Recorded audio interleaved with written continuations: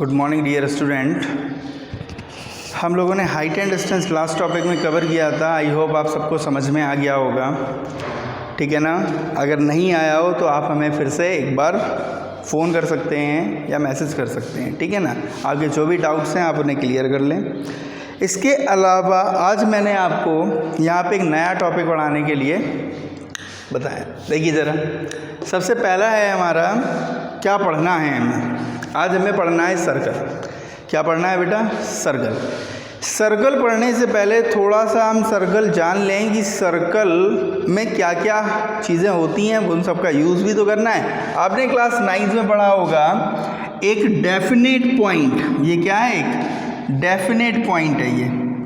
ये एक definite point जिसे हम लोग सर्कल का सेंटर कहते हैं। अगर इससे किसी भी मेजरमेंट का एक सर्कल बनाया जाता है, ठीक है, एक ये सर्कुलर पाथ बनाया जाता है, इस सर्कुलर पाथ को हम क्या बोलते हैं? सर्कमफेरेंस। क्या बोलते हैं? सर्कमफेरेंस। इसे हम लोग क्या बोलेंगे? ये क्या हो जाएगा? सेंटर हो जाएगा। क्या हो जाएगा? सेंटर ओ, ठीक है ना। एक डेफिनेट पॉइंट से एक निश्चित डिस्टेंस, एक डेफिनेट डिस्टेंस का जब हम एक सर्कुलर पाथ बनाते हैं, उस सर्कुलर पाथ को सर्कमफ्रेंस कहते हैं। जिस सेंटर से ये सर्कमफ्रेंस बनाई जाती है, उस सेंटर से सर्कमफ्रेंस तक की डिस्टेंस को हम लोग रेडियस कहते हैं। क्या कहते हैं? रेडियस कहते हैं। अगर यही, ठीक है ना, रेडियस को कहते हैं। इसके बाद देखिए ज़रा, हम एक और सर्किल बनाते हैं। ये हमने एक और सर्किल बनाया। सर्किल में जब किसी 2 पॉइंट्स को अगर कोई लाइन मिलाते हैं हम, ये ए सर्कमफ्रेंस पे, इसे हम लोग क्या बोलते हैं? कॉर्ड। क्या बोलते हैं? कॉर्ड। ये क्या हो गई हमारी? कॉर्ड।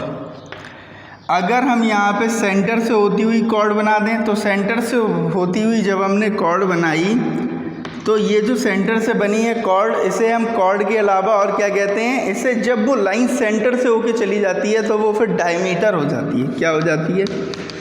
डायमीटर हो जाती है।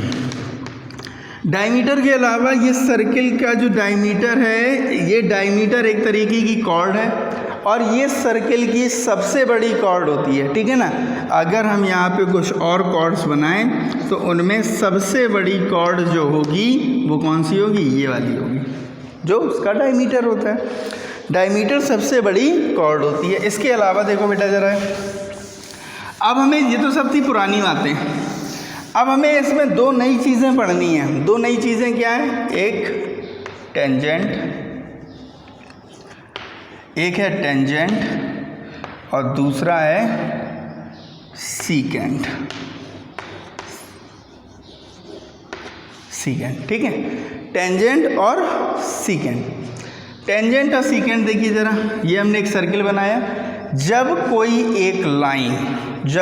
एक लाइन किसी सर्किल को किसी एक पॉइंट पे टच करती हुई, ठीक है ना, एक पॉइंट पे टच करती, डेफिनेट पॉइंट पे टच करती हुई जाए, उसे हम लोग क्या बोलते हैं? टेंजेंट। क्या बोलते हैं बेटा?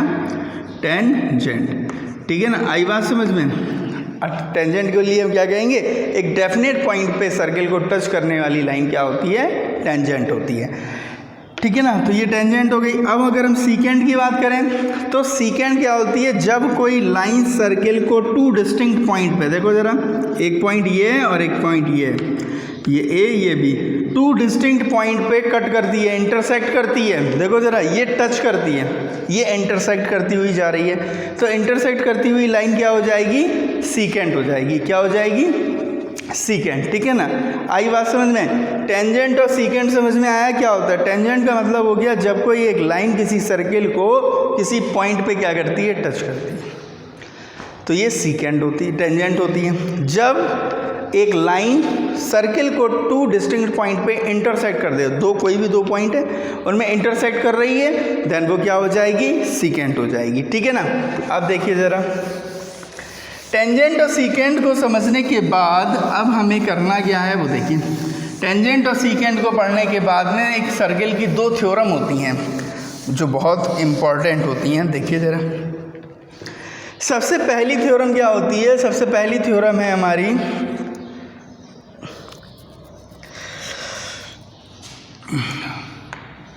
Radius radius is perpendicular to tangent, perpendicular to tangent. देखो बेटा, ये हमने एक सर्किल बनाया, ये सर्किल की हमने एक टेंजेंट बना ली, ये सेंटर से हमने इस पे रेडियस ड्रॉ कर दी, ये O है, ये P है, ये R है, ठीक है। हमें क्या प्रूफ करना है, ये जो है वो 90 डिग्री है। क्या प्रूफ करना है, ये जो है वो 90 डिग्री है। सुनना ज़रा बेटा, हमने यहाँ से इसको मिलाती हुई एक लाइन खींची जिसे हमने इसे L और इसे Q लिखा, ठीक है। सुनना आप ज़रा मेरी बात को ध्यान से। हमने यहाँ लिखा OP is equals to OQ। OP और OQ कैसे हैं, इक्वल हैं। क्यों हैं, क्योंकि they are the radius of a circle. ये दोनों क्या है, सर्किल की रेडियस है। देखो ये भी रेडियस है, ये भी रेडियस है, दोनों रेडियसेस हैं। अगर हम यहाँ पे लिखें क्या कि OL is greater than OQ, OL is greater than OQ। ये जो OL है वो OQ से बड़ा है, साफ दिखाई दे रहा है, बड़ा है, ठीक है। अब हमने यहाँ लिखा OL is greater than OQ को हम क्या लिख सकते हैं, OP, ठीक है ना। OL इज ग्रेटर देन, जब OQ से बड़ा है तो OP से भी बड़ा होगा। We know very well the distance between two points, the shortest distance between two points is always be perpendicular. देखना जरा बेटा, एक छोटा सा हम आपको एग्जाम्पल देते हैं। अगर हमने ये एक लाइन बनाई और यहाँ पे कोई एक पॉइंट P है, हमने इससे इसको मिलाया, इससे इसको मिलाया, और ये परपेंडिकुलर इससे मिलाया, ये इसको मिलाया, ये इसको मिलाया, ठीक है। अब बताइए ज़रा, ये L1 है, ये L2 है, ये L3 है, ये L4 है, ये L5 है। 5 लाइंस बनाई हमने, जिन्हें हमने सबको इस लाइन से मिलाया। तो हमें बताइए ज़रा, सबसे शॉर्टेस्ट डिस्टेंस कौन सी हुई, ये जो परपेंडिकुलर है। सबसे शॉर्टेस्ट पाथ हुआ ये, तो सबसे शॉर्टेस्ट है, इसलिए ये क्या हो जाएगी, सबसे कम डिस्टेंस कवर करेगी। तो यहाँ पे जो ये दो लाइनें आपको दिखाई दे रही हैं, इनमें शॉर्टेस्ट OL और OP में शॉर्टेस्ट कौन है, OP है। सो OP यहाँ पे लिख लेना, एक लाइन लिख लेना। क्या लिखेंगे, शॉर्टेस्ट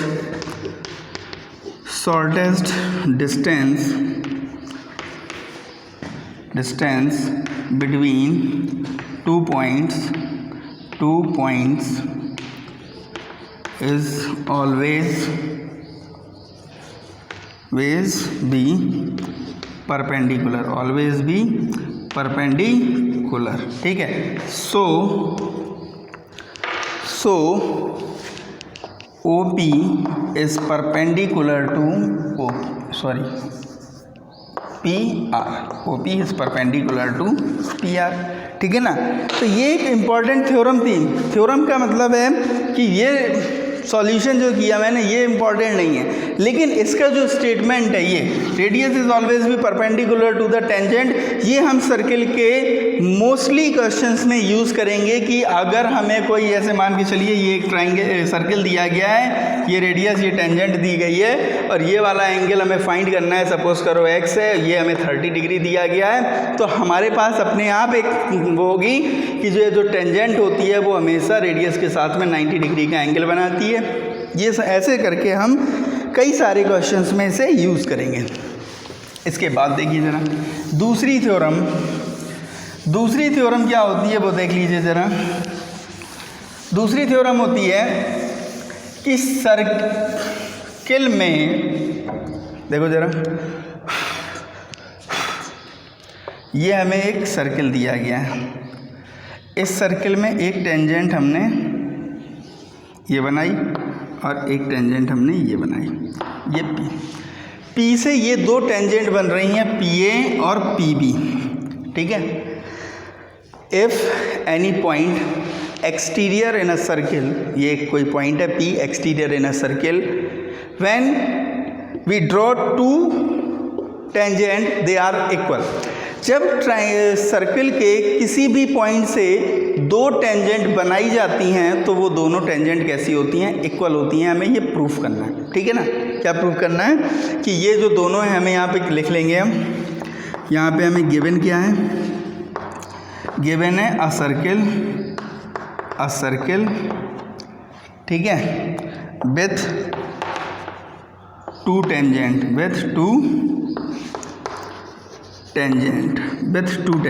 ठीक है।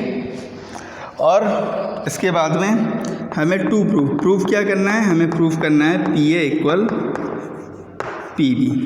हमने यहाँ पे कंस्ट्रक्शन क्या की वो देख लो, कंस्ट्रक्शन अभी बता रहे हैं। ये हमने O है, इस पे हमने रेडियस बनाई, ये परपेंडिकुलर होगा। अभी हमने थ्योरम प्रूव किया कि टेंजेंट रेडियस के साथ हमेशा 90 डिग्री का एंगल बनाती है। और बेटा हमने इसको इससे मिला दिया, ठीक है। अब सुनो बेटा ज़रा ध्यान से, हमने कंस्ट्रक्शन क्या की है, हमने यहाँ लिखा मीट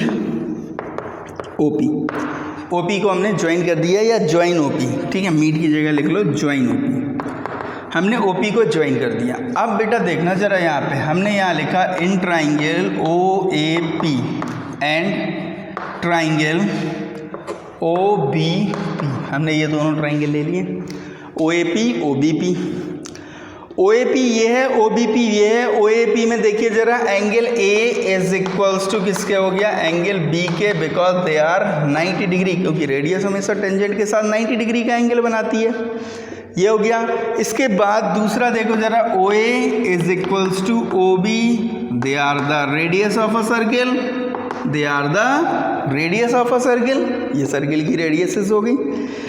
इसके बाद मैंने लिखा OP is equals to OP, ये साइड कैसी है बेटा, कॉमन है, ठीक है, राइट हाइपोटेनियस साइड। तो हमने यहाँ लिखा by RHS triangle OAP is congruent triangle OBP। Triangle congruent हो गए। जब ट्राइंगल कॉन्ग्रुएंट हो गए तो हमने यहाँ लिखा by CPCT corresponding part of congruent triangle PA is equals to PB। यही तो बेटा हमें प्रूफ करना था, देखो ज़रा, यही हमें प्रूफ करना था, PA is equals to PB, ठीक है। आई बात समझ में। अब देखिए ज़रा आगे एक और थ्योरम है, ऐसे ही लगनी है, ठीक है। दूसरी थ्योरम क्या कह रही है हमसे, देखिए ज़रा, बस हम यहाँ पे ये चेंज कर रहे हैं, ठीक है। हमने इससे कहा गया है अब कि ये केवल फिगर को समझिए। अभी ये जो सर्किल दिया गया है इसमें कोई एक एक्सटीरियर पॉइंट है, एक्सटीरियर पॉइंट से दो टेंजेंट बनाई जाती हैं और उस एक्सटीरियर पॉइंट को सेंटर से मिलाने वाली लाइन यानी OP, एक्सटीरियर पॉइंट को सेंटर से मिलाई जाने वाली लाइन OP दोनों एंगल्स को बाइसेक्ट करती है, एंगल 1, एंगल 2, एंगल 3, एंगल 4। हमें प्रूफ करना है angle 1 is equals to angle 2 and angle 3 is equals to angle 4। हमें ये प्रूफ करना है, ठीक है ना। देखो बेटा सेम प्रोसेस है, प्रोसेस में रत्ती भर का भी अंतर नहीं है। देखिए जरा, सेम यहीं तक हमने दोनों ट्राइंगल को कॉन्ग्रुएंट किया, कॉन्ग्रुएंट करने के बाद CPCT by CPCT PA is equals to PB आ गया, PA is equals to PB लिखा मैंने। जब PA is equals to PB लिखा बाई CPCT, तो हम यहाँ बाई CPCT ये भी तो लिख सकते हैं, एंगल 1 एंगल 2 के इक्वल है, एंगल 3 एंगल 4 के इक्वल है। देखो जरा बेटा, ये दो ट्राइंगल कॉन्ग्रुएंट किए, by RHS by CPCT corresponding part of congruent triangle. बाकी के जो रिमेनिंग 3 पार्ट बटे ये इसके इक्वल हो गया, ये वाला एंगल इसके इक्वल हो जाएगा, ये वाला एंगल इसके इक्वल हो जाएगा, ठीक है। तो corresponding part of congruent triangle equal हो गए। इस तरीके से हमने सर्किल की ये 3 थ्योरम लगाई हैं, जो तीनों बहुत इंपॉर्टेंट है और हमें हो सकता है क्या करना ही है, ठीक है। हमें सर्किल के हर एक क्वेश्चंस में इन 3 में से कोई ना कोई एक थ्योरम यूज़ करनी है, ठीक है। ये तो था एक छोटा सा इंट्रोडक्शन सर्किल का। इसके बाद हम एक्सरसाइज नेक्स्ट वीडियो में अपलोड करेंगे। सो तब तक आप इनकी प्रैक्टिस कीजिए और इन्हें लर्न कर लीजिए।